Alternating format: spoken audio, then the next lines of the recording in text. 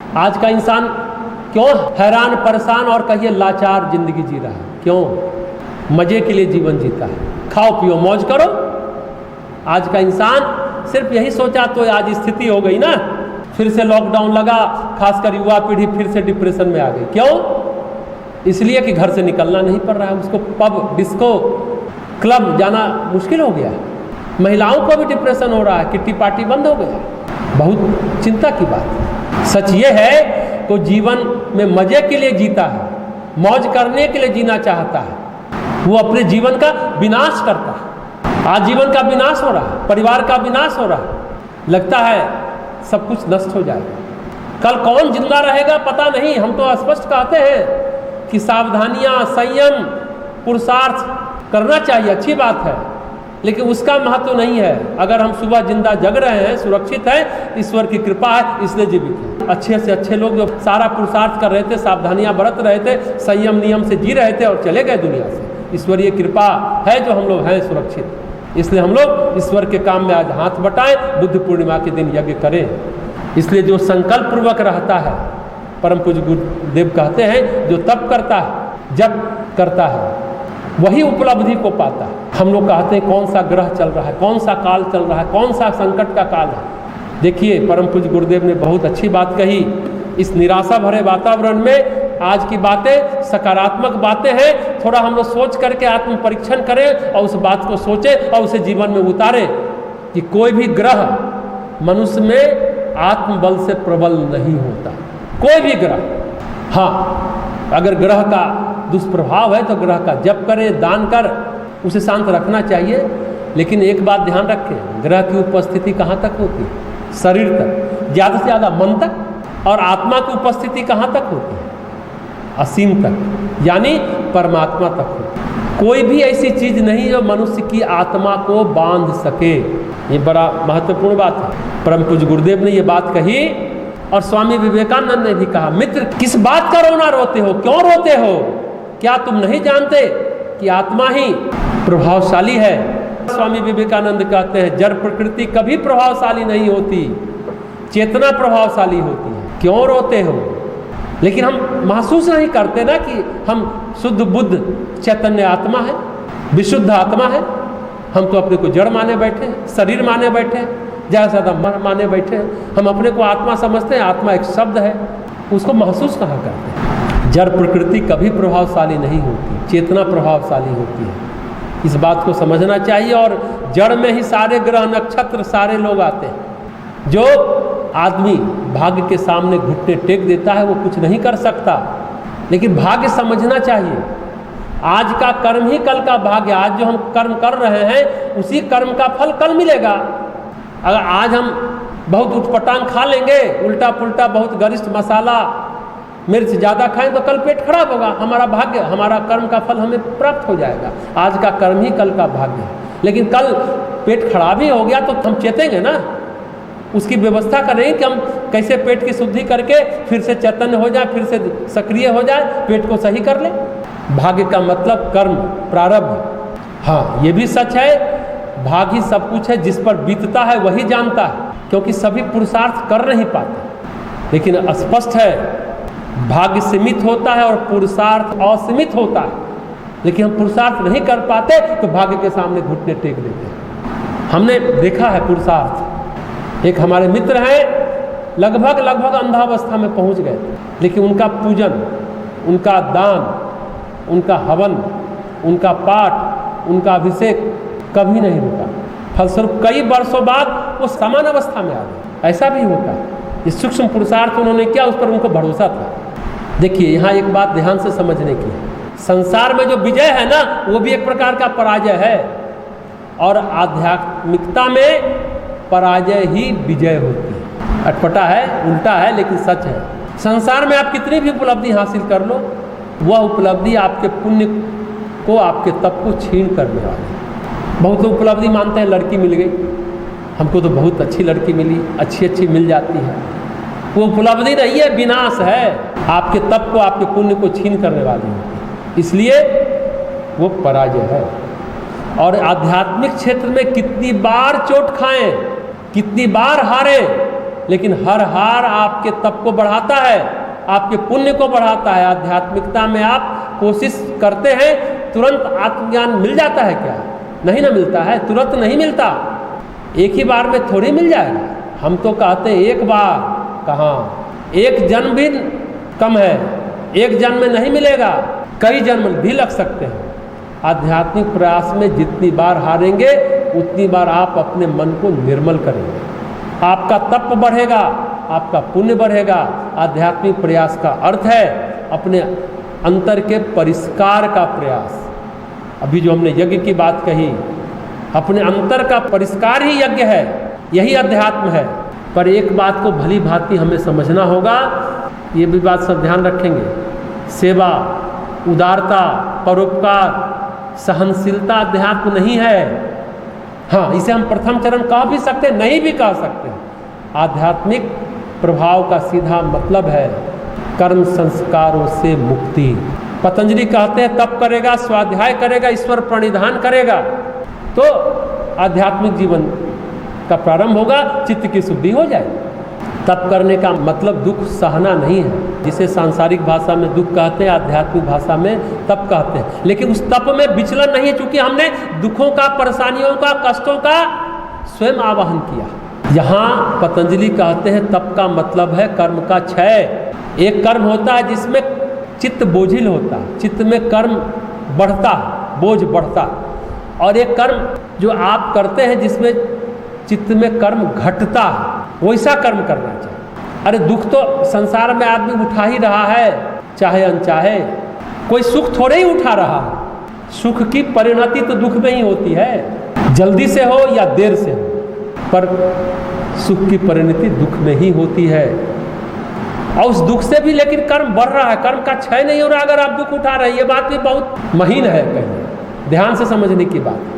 दुख उठा रहे हैं तो आपको लग रहा है कर्म का क्षय हो रहा है, नहीं, ये मार्मिक बात है। दुख के समय अगर हम चार को कोस रहे हैं तो और पाप बढ़ा रहे हैं तो कर्म का क्षय हुआ कहाँ? मार्मिक बात है, जीवन में विष लेश मात्र भी नहीं रहना चाहिए, जहर का अंश थोड़ा सा भी नहीं रहना चाहिए, लेश मात्र भी। जहर को पूरा खत्म करना होगा। अगर हम दुख के समय चार को कोसते हैं और क्या करते हैं, अंत में तो हम परमात्मा तक को कोस डालते हैं। ये तो पाप बढ़ाना हुआ, जहर बढ़ाना हुआ। जीवन में कह सकते हैं आज उपद्रव ही उपद्रव है, मतलब प्रारब्ध खत्म नहीं हुआ है। उपद्रव अगर है तो हमें अपने प्रारब्ध पर ज़्यादा ध्यान केंद्रित करना चाहिए, उसे क्षय करने के लिए तप करना चाहिए, और उपद्रव में विचलित नहीं होना चाहिए। चाहिए बार बार उपद्रव आता रहे, विचलित नहीं होना है, अडिग रहना है।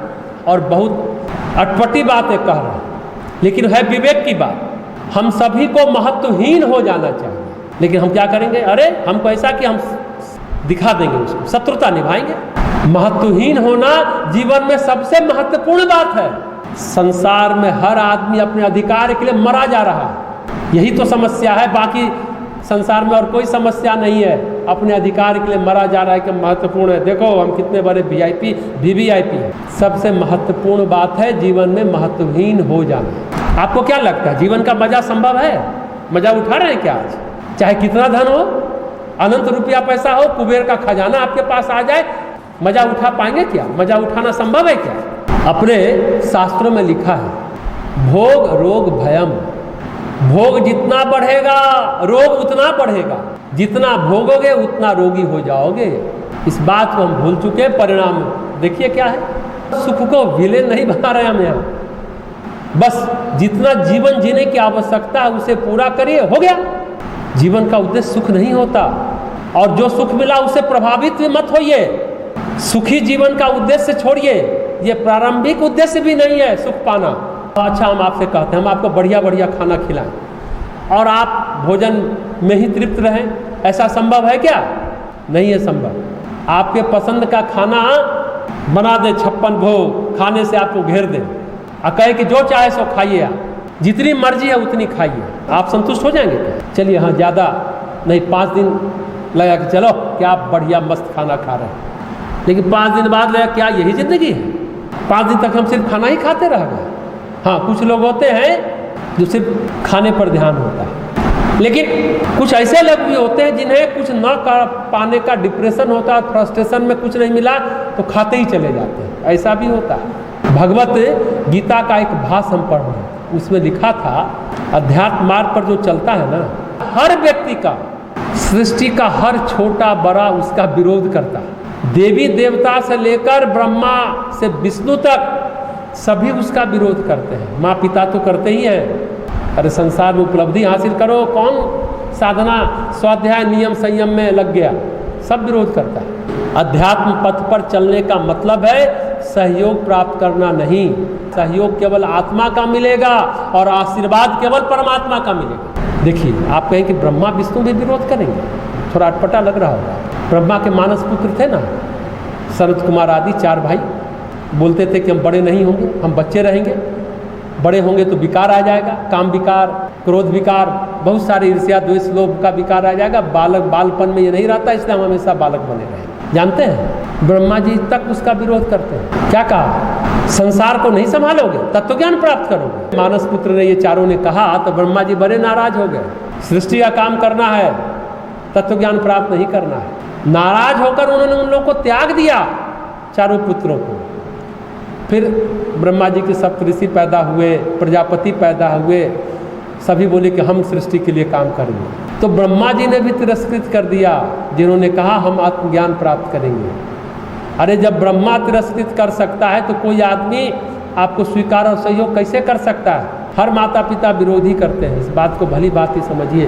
देखिए, अपने यहाँ 6 दर्शन है ना, 6 दर्शन जिसको कहते हैं, जिसमें जीवन, सृष्टि और तत्व की व्याख्या की गई है। देखिए, एक बात जानिए, किसी में देवी देवता का वर्णन नहीं है, कहीं शिव और विष्णु की चर्चा नहीं है। तो हरिवंश राय बच्चन कहते हैं ना, जो पीड़ा में आनंद जिसे हो वो आए मेरी मधुशाला। ये बहुत महत्वपूर्ण बात है, वो आए मधुशाला, यानी अध्यात्म पथ पर चले, जो पीड़ा में भी आनंद उठाए, जो दुख में विचलित नहीं हो, अडिग रहे, तप करे, वो आए मेरी मधुशाला। और सहयोग किसी से लेना मूर्खता है। आत्मा का सहयोग और परमात्मा का आशीर्वाद, इस भरोसे अध्यात्म पथ पर कदम बढ़ाना। सुख अलग चीज होता है, आवश्यकता अलग चीज होती है। एक आदमी बीमार है, शरीर की जरूरत है, उसी पूरी करते हैं, कोई दिक्कत नहीं है। सुख क्या करता है?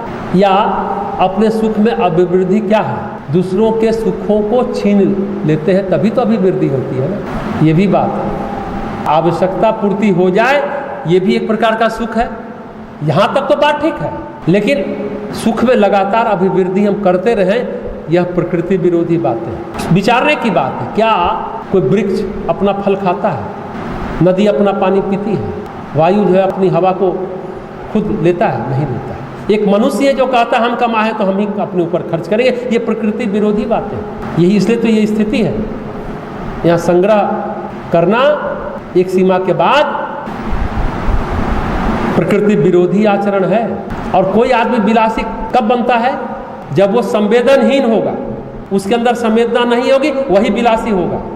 धन कमाना हमारा हक है, तो धन का हक है कि धन दूसरों के काम आए। हम विलासिता में धन न खर्च करें, सेवा में खर्च करें, ये धन का हक है। तब उस घर में बरकत होती है। पानी से भरे हुए जहाज को तो एक बार डूबने से बचाया जा सकता है, लेकिन अत्यधिक धन से भरे हुए घर को डूबने से कोई नहीं बचा सकता। ये बात भली भांति हम लोगों को समझनी चाहिए। संग्रह नहीं, वितरण। एक सीमा के बाद संग्रह अप्राकृतिक हो जाता है, तो संवेदनहीन न हो। हाँ, कुछ लोग सोच सकते हैं विदेश में जितने लोग रहते हैं, बड़े सुख सुविधा में रहते हैं, खूब पैसा कमाते हैं, क्या वो सेवाभावी होते हैं? वो तो सब विलासी होते हैं। देखिए, ऐसा नहीं है। हम तो कई बार गए हैं डिफरेंट कंट्री में, ऐसा नहीं है। सभी लोग विलासी नहीं होते।